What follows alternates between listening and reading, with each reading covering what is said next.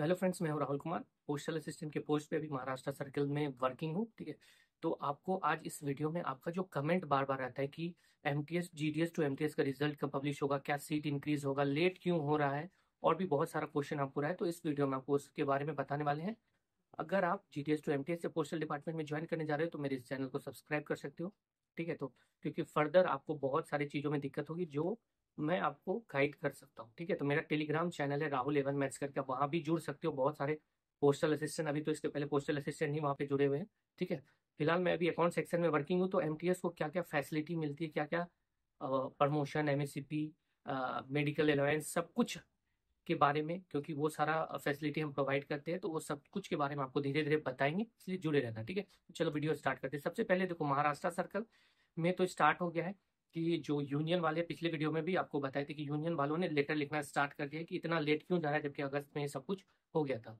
तो सीपीएमजी को तो लेटर लिखा गया, वैसे ही सारा सर्कल में धीरे धीरे जहाँ पे रिजल्ट नहीं हुआ है वहां पे भी ऐसा किया जा रहा है।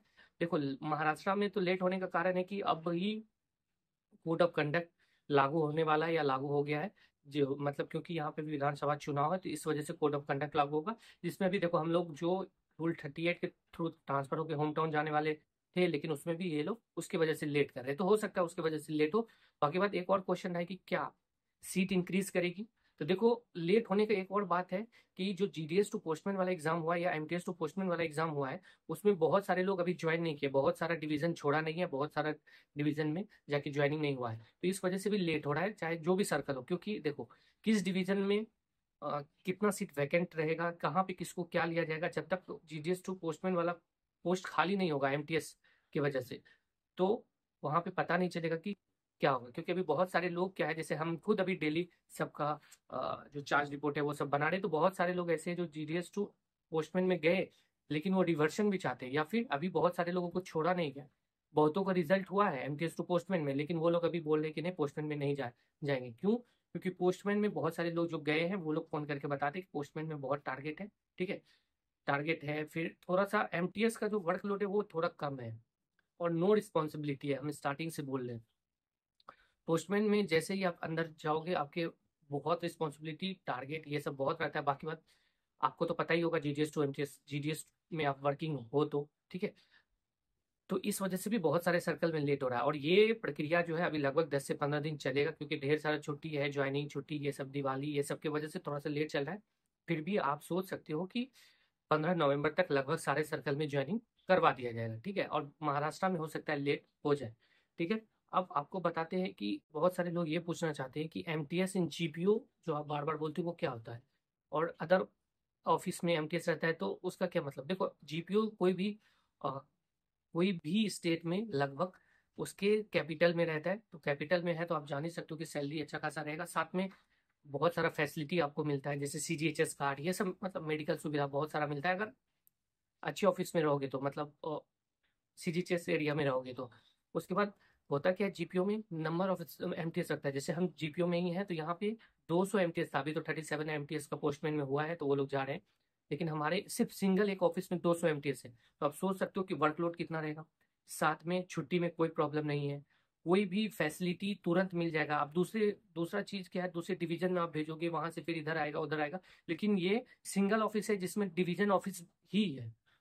जीपीओ एक ऐसा ऑफिस है जो हेड ऑफिस है, डिवीजन ऑफिस है, सब एक ही ऑफिस में, सब कुछ वही है। ठीक है, और बाकी बात, अदर डिवीजन में जाओगे तो एचओ एसओ ये सब सब रहता है, जबकि एक बार जीपीओ में रह गए तो जीपीओ के बाहर कभी जाना नहीं है, क्योंकि वो एक सिंगल ही ऑफिस होता है। ठीक है, तो ये फायदा है एमटीएस इन जीपीओ और एमटीएस इन अदर ऑफिस में। ठीक है, बाकी बात देखो, आप लोगों का जो पूछना है कि सीट इंक्रीज होगा या नहीं होगा, तो हमारे जो ऑफिस में जो यूनियन है बीडीकेएस, उन्होंने तो सीपीएमजी को लेटर लिखा है कि बहुत सारे एमटीएस का पोस्ट वैकेंट है, फिर भी क्यों नहीं लिया जा रहा है।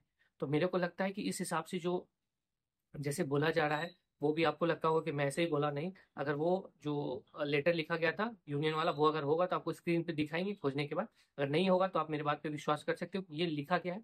वो मेरे ऑफिस के बारे में लिखा गया, मेरे ऑफिस का स्ट्रेंथ है 369 एमटीएस का, लेकिन अभी एमटीएस 200 के, 180 से 200 के लगभग ही है, तो इसलिए लिखा गया था कि इतना सीट वैकेंट क्यों रखा जा रहा है।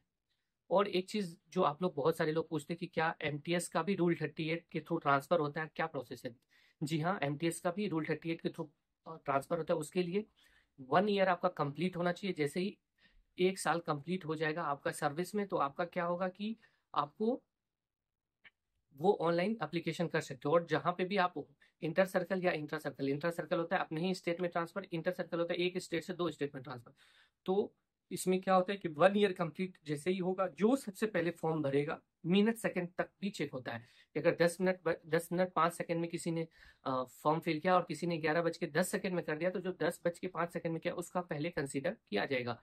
तो आपको बहुत फायदा होगा। रूल 38 को थ्रू आप अपने होम टाउन यानी कि अपने घर के बाजू में भी जा सकते हो। ऐसा जरूरी नहीं कि होम टाउन ही मिलेगा, मतलब आपको 10 जगह 10 डिवीजन फिल करने का रहता है। जिस डिवीजन में सीट खाली रहेगा और नंबरिंग रहता है, वेटिंग लिस्ट रहता है, अगर आप 10 नंबर वेटिंग पे हो और अपने होम डिवीजन में ज्यादा दूर वेटिंग पे हो, तो ऐसा जरूरी नहीं कि होम डिवीजन ही मिलेगा, ठीक है।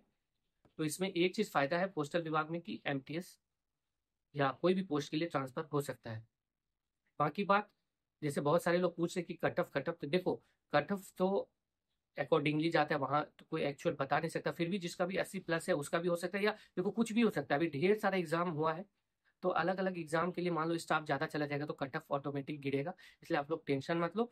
सीट भी बढ़ सकता है, ठीक है, ऐसा नहीं कि सीट नहीं बढ़ सकता, सीट भी बढ़ सकता है क्योंकि रीस्ट्रक्चर हुआ है पोस्ट ऑफिस का। बहुत सारा पोस्ट ऑफिस बीओ ये वो इधर उधर बहुत सारा पोस्ट ऑफिस ओपन हुआ है, तो रीस्ट्रक्चर की वजह से एमटीएस का सीट बढ़ सकता है, ठीक है। बाकी बात और भी कुछ मेरे को पता चलेगा तो आपको इसी तरह से सजेस्ट करते रहेंगे। और जैसे एक लोग ये भी कमेंट किए थे कि भैया एमटीएस अच्छा है कि पोस्टमैन अच्छा है, तो मेरे हिसाब से अगर आपको फर्दर स्टडी करना है, आपका एज अभी बहुत कम ही है, तो आपके लिए एमटीएस ही अच्छा है क्योंकि एमटीएस में पढ़ सकते हो।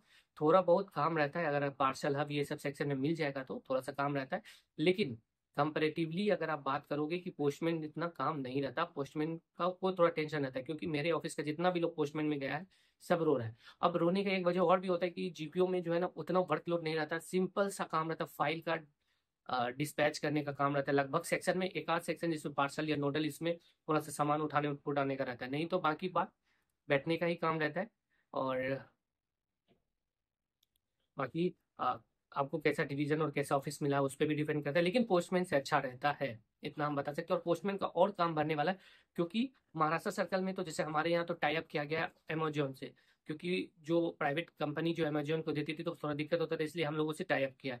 फिर मान लो फ्लिपकार्ट भी टाई अप कर लेगा, तो इस तरह से काम बढ़ेगा, तो ये सब काम पोस्टमैन को दिया जाएगा, ठीक है। तो बाकी बात मिलेंगे नेक्स्ट वीडियो में, आपको जितना पॉसिबल हो सकता है वो बताएंगे। देखो भाई जितना मेरे से होगा उतना ही बता सकेंगे। आप सोचोगे कि बहुत ज्यादा बता सके तो ये मेरे से पॉसिबल अगर नहीं होगा तो नहीं बता सकते, ठीक है। जितना इन्फॉर्मेशन दे पाएंगे उतना ही देंगे जो पता चलेगा। बाकी बात मिलेंगे नेक्स्ट वीडियो में। आपको लगता है कि मेरा वीडियो इन्फॉर्मेटिव है तो चैनल को सब्सक्राइब करना, ठीक है। आपको भविष्य में जब आप वर्किंग में रहोगे भी तो आपको बहुत सारा चैलेंजेस आएगा, नौकरी में बहुत सारा चीज पूछना रहेगा और बताने वाला बहुत कम रहता है, ठीक है। क्योंकि हम एमटीएस का सैलरी बना रहे हैं तो उसके सारे फैसिलिटी के बारे में जानते हैं लगभग, ठीक है। और बाकी बात आप सोच ही सकते हो, ठीक है। और मेरा टेलीग्राम चैनल राहुल एवन, वहाँ भी जुड़ सकते हो। मिलेंगे नेक्स्ट वीडियो में, बाय।